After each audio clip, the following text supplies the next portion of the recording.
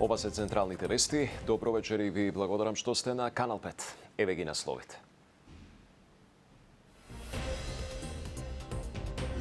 Воздухот во Скопје опасен по здравјето на граѓаните. Воведени мерки за заштита на населението. Градоначалникот со став. Ние со нашите инспекцијски служби изминатиот период постапуваме во координација со државните институции. Поранешниот кадар на ДУИ, Бујар Дардишта и други 30 лица, осомничени дека переле пари, направиле проневера на милионски износи. Партиите и денеска се судрија околу резолуцијата за мигрантите. Не може резолуција во собранието да биде против наративот на опозицијата. Дали Уставен ќе ја реши дилемата за уставноста на резолуцијата? Мицкоски по реакцијата од Грција за името Македонија. Името Македонија е свето име. Тошковски најави. Тие што ќе повторат кривични дела во сообраќајот, ќе останат без возила. Возилото ќе биде одземено.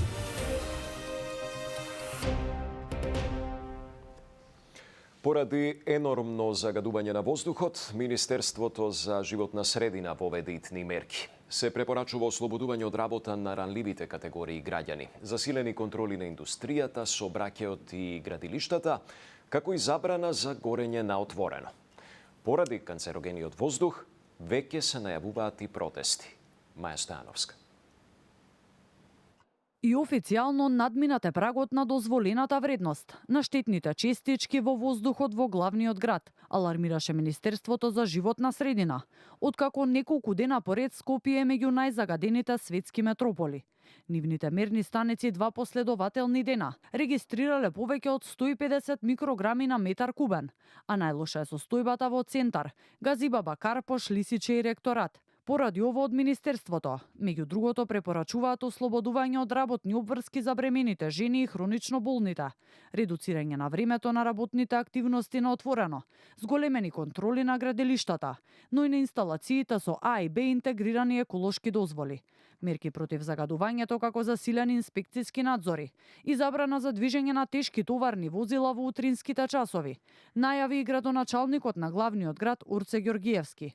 Во спонтана дискусија пред просториите на град Скопје, представници од иницијативата Зелен хуман град од него побараа проактивни мерки за спречување на загадувањето со фокус на отпадната индустрија, зашто Ѓоргиевски им вети средба во текот на идната недела.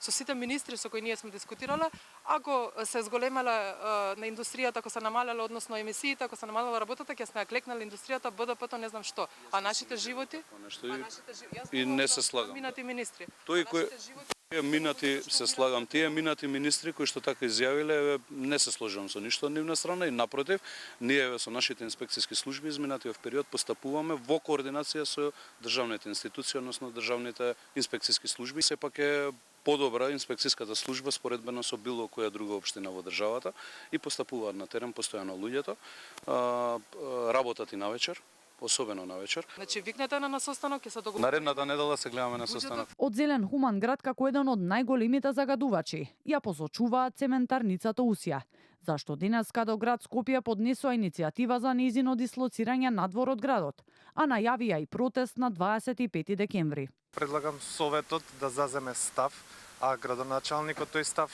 да го пренесе до органите на власта. Секаква тешка загадувачка индустрија мора задолжително да биде дислоцирана надвор од Скопје, град со огромно загадување на воздухот, во кој секоја година предвремено умираат огромен број на граѓани, вклучително и деца. Дополнително од Зелен хуман град, вчера побара и од скопските градоначалници да не користат огномет при новогодишните прослави, зашто градоначалникот Ѓоргиевски кажа дека го поддржува нивното барање, но посочи дека градот Скопје и Советот немаат надлежност тоа да го забранат. А и ова, како и минатите години, спасот од загадувањето ќе го бараме во природата, односно ветрот. Според Управата за хидрометеоролошки работи, на почетокот од следната недела е најавен дожд и ветер, кој што се очекува да го расчисти воздухот барем за неколку денови.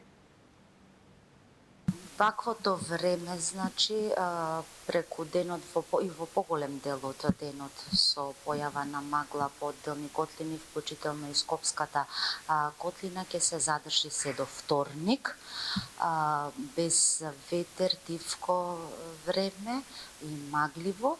Веќе во вторник кон крајот на денот, во текот на ноќта и во следните денови очекуваме промена на времето.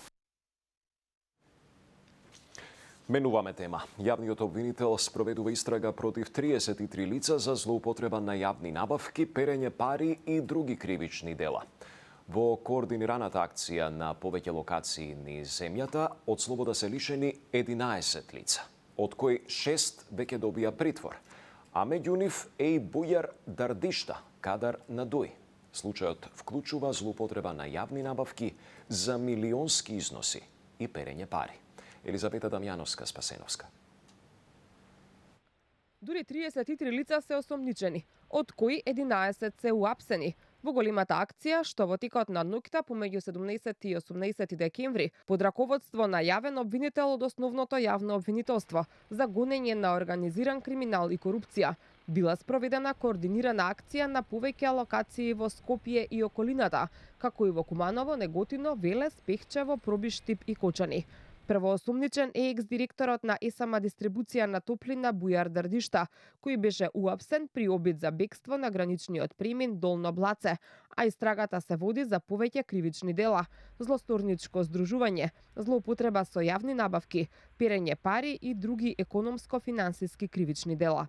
Според наводите во наредбата за истрага, во текот на 2023 година, тројца осомничени како службени лица, вработени во ЕСАМА дистрибуција на топлина Доел Скопје и 4 управители и собственици на двете осомничени фирми, создале група со цел вршење кривични дела, злоупотреба на тендерски постапки. Кон групата се приклучиле останатите 26 осомничени лица. И со тоа го оштетиле буџетот на компанијата за 7,6 милиони евра. Истите договориле на огласот за јавна набавка да се пријават правните лица од Скопје и од Куманово, при што правното лице од Куманово се јавило како економски оператор со понуда со непотполнета документација и повисока понудена цена од правното лице од Скопје, кој дал понуда во износ речиси идентичен со проценетата вредност на јавната набавка, иако истата не била објавена во огласот за јавната набавка. Како што се вели во соопштението на МВР, пријавените со намера да го прикријат потеклото, движењето и собственоста на парите, пуштиле во оптек, примиле и пренеле нешто над 2 милиони евра, со што го направиле делото перење пари. На Дардишта и уште 6 од осомничените им е одреден мерка притвор, додека на други 6 им се определени мерки за обезбедување присуство.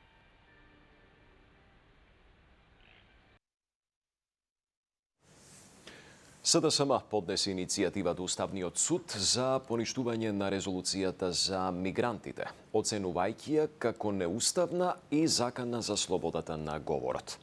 Опозицијата тврди дека резолуцијата ги ограничува политичките права и демократијата во Македонија, додека власта ја брани и ја смета за легитимна. Уставниот суд потврди дека ја примил иницијативата и ќе постапува по неа. Јана Јосиповска. Уставниот суд да ја поништи резолуцијата на владеачките партии, да го заштити уставот и слободата на говор, побараа од СДСМ, од каде денеска и официјално поднесоа иницијатива до судот.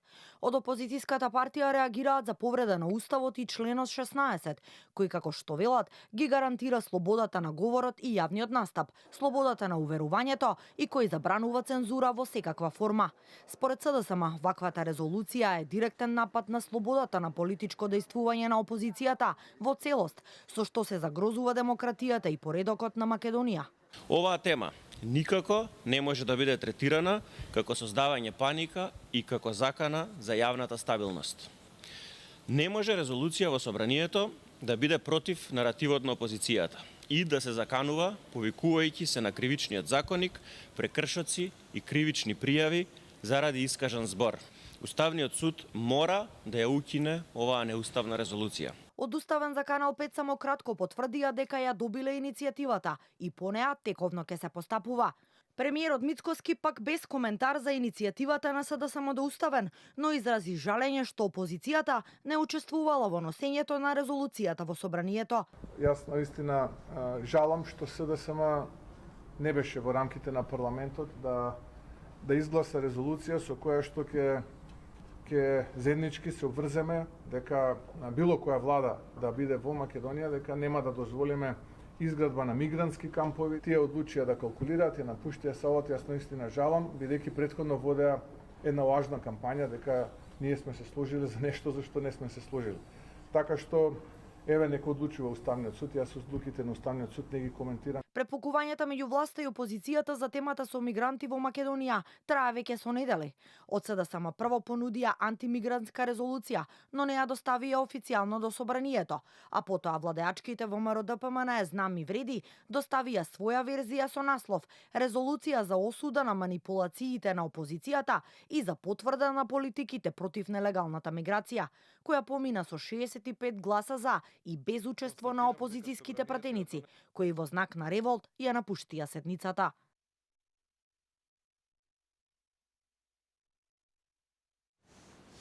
Околу реакциите од Грција за неговата изјава за употребата на името на државата, премиерот Мицкоски денес истакна дека за него името Македонија е свето и дека има слободно право на говор да си кажува како што мисли.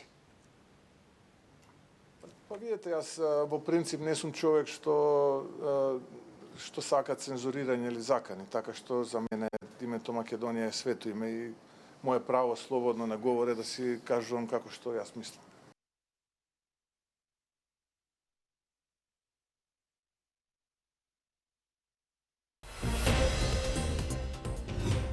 Граѓаните со поскромни трпези за новогодишните празници. Високите цени ги истенчија домашните буџети. За разлика од лани дал ќе биде поскапен. Скоро се е поскапено.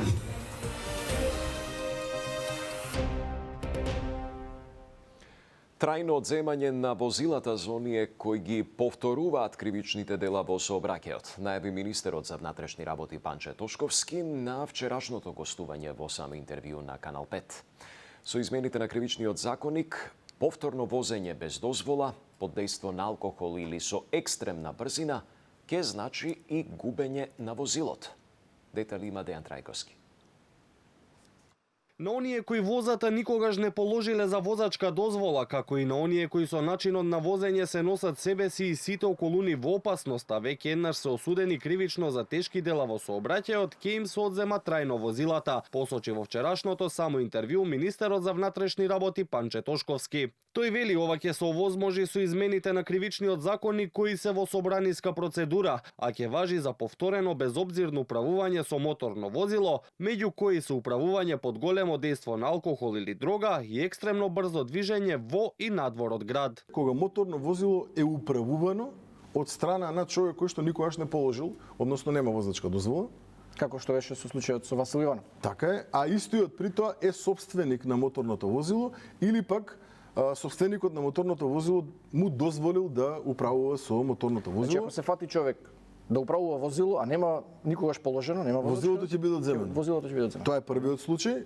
Вториот случај е во случај веќе еднаш претходно да сте осудени за безобзирно управување со моторно возило, при тоа управувајќи со брзина поголема од 70 во град, односно од 90 надвор од град. Доколку го повтор пат ве фатиме, на ист начин да управувате моторно возило, а при тоа првиот пат имате соодветна правосилна пресуда, во тој случај задолжително се одзема моторното возило. Значи на автопат, ако возите 200 и ве сопрат еднаш, ве казнува. А при тоа е дозволено 110 да, тоа ќе вториот пат ако возите пак над 200 и ве фатат, ќе ви го земат возилото. Така е. Кога ќе стапат ваквите мерки на сила и дали Safe City ќе ја испрати првата вистинска казна во најавуваниот февруари, засега останува неизвестно. Од измените на двата потребни закони се уште се во собраниска процедура, од кои за едниот прекршочниот потребно е 2/3 од пратениците да дадат глас за. Министерот Тошковски очекува поддршка од сите пратенички групи, бидејќи вели се носи закон кој треба да спасува животи. За негде отприлика околу 20 и повеќе посто се намалени пациентите кои што се задржуваат на клиниката и отприлика негде за околу 15 до 20% се намалени пациентите кои што се донесени во клиниката како последица на сообраќајни незгоди. Јас би бил пресреќен кога би спасиле еден човечки живот повеќе отколку што сме ги изгубиле во текот на минатите години. Тошковски дополнително посочи дека до половината на 2026 година се очекува Safe City да биде имплементиран низ целата земја по теркот на Европската стратегија, која според проекциите до 2050 година нема да има човечки жртви како резултат на непочитување на сообраќајните правила. Дополнително, како што кажа Тошковски, оние кои ќе добијат 3 забрани за возење во 4 години ќе останат без возачка, а за нова ќе треба повторно да полагаат најрано 1 година подоцна. А законите за Safe City се и дел од пошироките измени на кривичниот законник. Дел од правниците предупредуваат да не се избрзува со измените без пошироки консултации со стручната јавност. Делумните измени на КАЗЕ ги именуваат казните за злоупотреба на службената положба, злосторничкото здружување и несовесното работење. Но експертите сметаат дека е потребно дополнително согласување. Михајло Видимлиски. Да не се избрзува со носење на измените на кривичниот законник без консултација со стручната јавност, порачува универзитетскиот професор по кривично и академик Владо Камбоски. Иако вели дека е добро што се прави корекција на спорните измени од 2023-та, сепак вели дека подитно мора да се работи на новиот кривичен законник, кој го изработуваше работна група составена од експерти. Односно овие сега брзи измени на делумни измени на кривичниот законник, значи добра е иницијативата.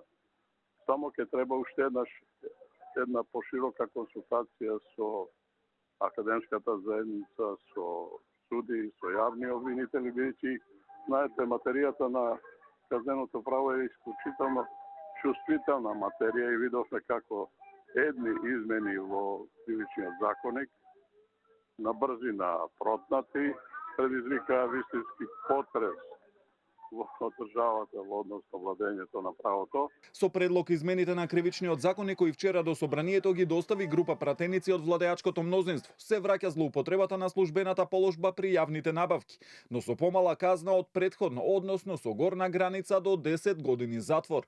Повисоки казни имајка и злосторничко здружување и несовесно работење.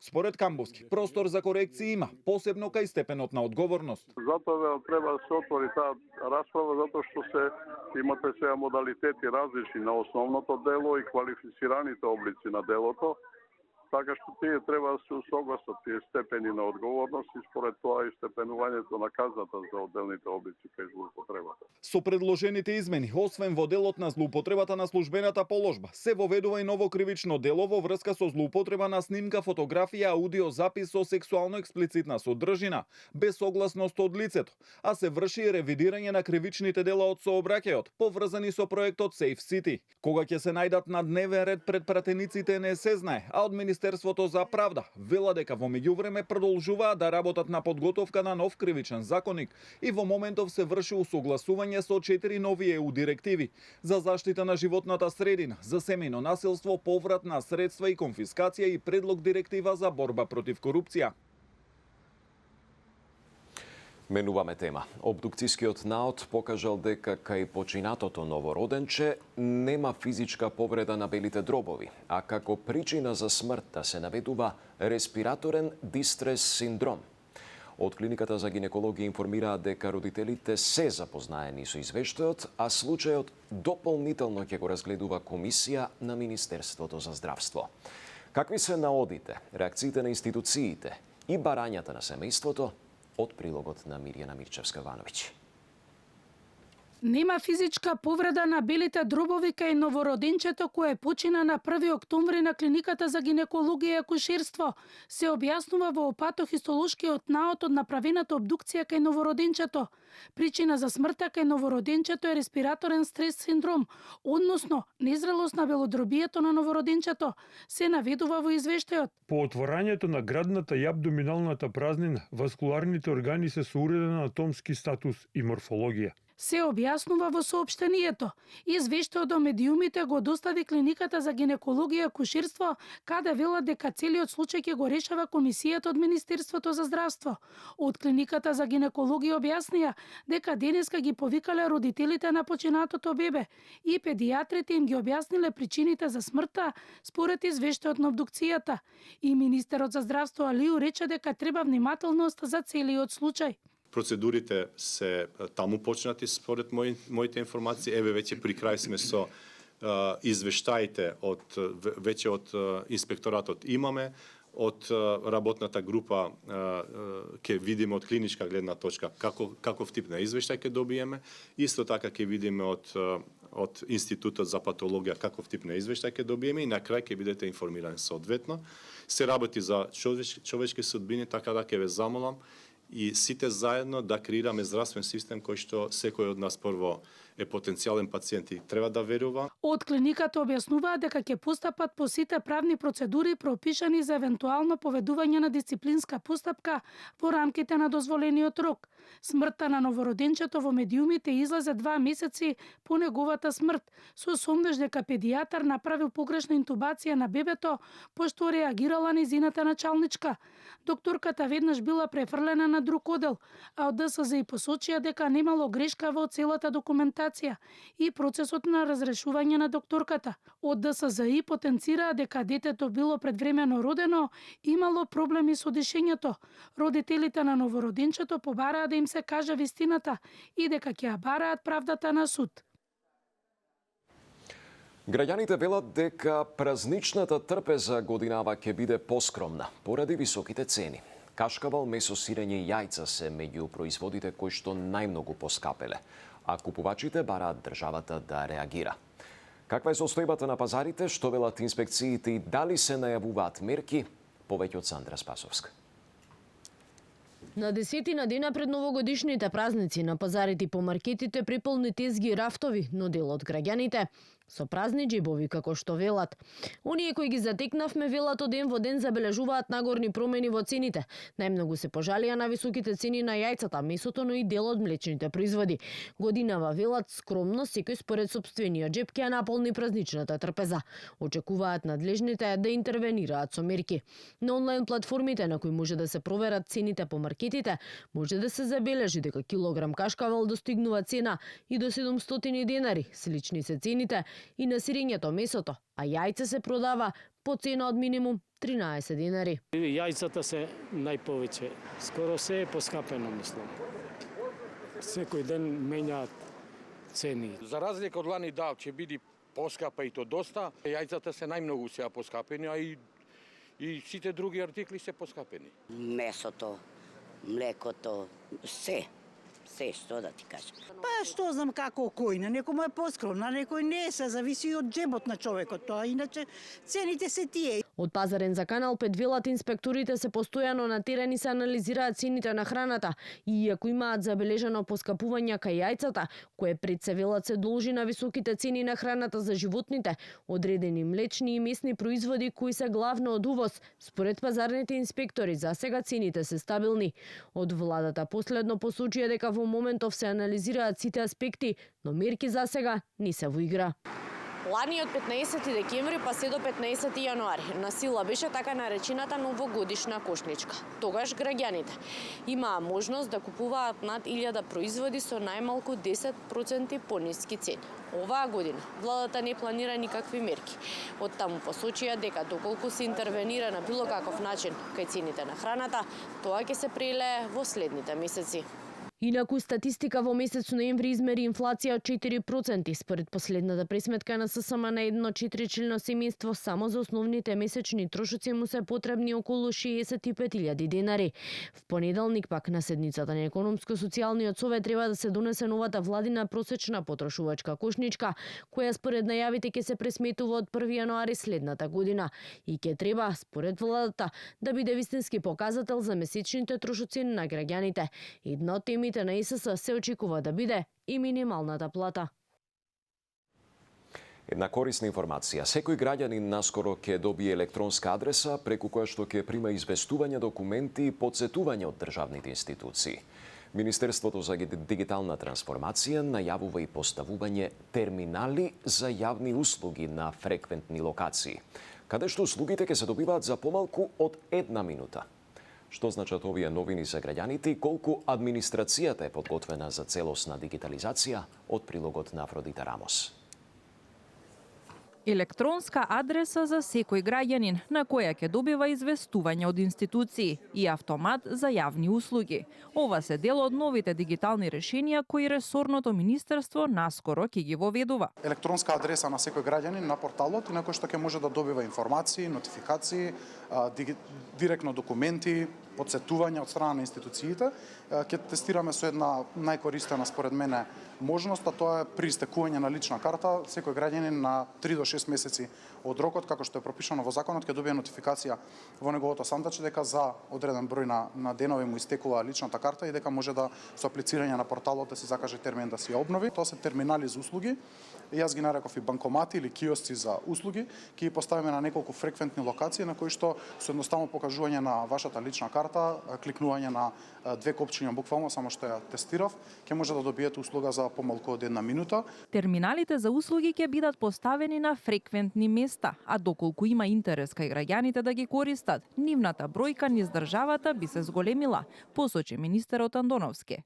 Овие дигитални алатки се дел од решенијата кои треба да и помогнат на јавната администрација да биде поефикасна и отчетна, но најпрвен мора да се научиме да ги користиме, порача директорката на регионалната школа за јавна администрација. Проведувањето на оваа стратегија исто така ќе изискува големи промени во начинот на работење, во административната култура и во односот помеѓу јавната администрација и граѓаните и бизнисите. Ниту една технологија не може да создаде вистинска вредност доколку и граѓаните и јавните службеници го немаат знаењето, вештините, но и само довербата и довербата да ја користат таа технологија. Според последниот извештај на Светската банка за дигиталната созреаност на јавниот сектор, Македонија оваа година има раст од 22 позиции и влезе во првата група држави со напредна дигитална трансформација. Меѓутоа, како што забележува извештајот на Европската комисија во делот за јавната администрација, испораката на услуги за граѓаните и бизнисите мора да се подобри. Веќе постојните алатки за е-идентификација и е-подпис се уште не се лесни за користење, а европските стандарди за интероперабилност на јавниот сектор не се достигнати. Микробиолошка лабораторија со капацитет за вршење над 20.000 анализи годишно отвори денеска фабриката Алкалоид АД Скопје. Генералниот директор Живко Мукаетов рече дека станува збор за инвестиција вредна 3,1 милион евра, кој додаде и дека компанијата со успех ја завршува оваа година. Ние денеска изванично ја отворивме нашата нова микробиолошка лабораторија, кој е еден голем момент за нашата компанија. Тоа е инвестиција од 3,1 милиони евра, кои ќе овозможат да Алкалоид стане уште поконкурентен, и Македонија како држава, затоа што со ова ги шириме капацитетите на микробиолошки анализи на суровини, на полупроизводи, на готови производи, со капацитет од над 20.000 анализи кои можеме да ги извршиме во тек на една година, и од тој аспект сме горди што еве компанијата и понатаму продолжува со инвестицискиот циклус и прави се да биде уште поконкурентна било каде во светот. Денеска во оваа македонска компанија Алкалоид можевме да видиме работи кои што се навистина работи кои што денеска ги гледаме тука во Алкалоид во Скопје и во најсовремените светски фармацевски компании, индустрии.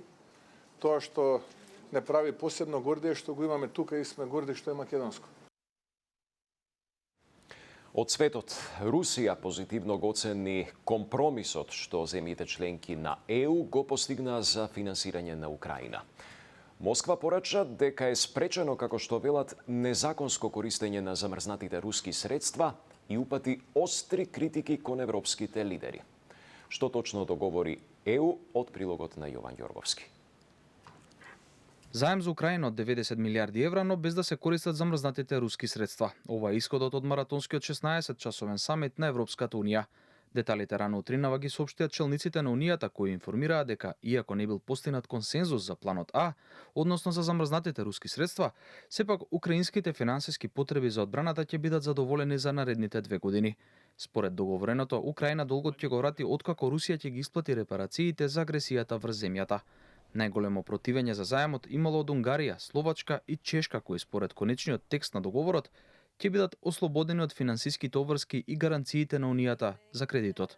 This will address the urgent financial needs of Ukraine, and Ukraine will only repay this loan once Russia pays reparations. Until then, the immobilized Russian assets will remain immobilized, and the Union reserves its right to make use of the cash balances to finance the loan.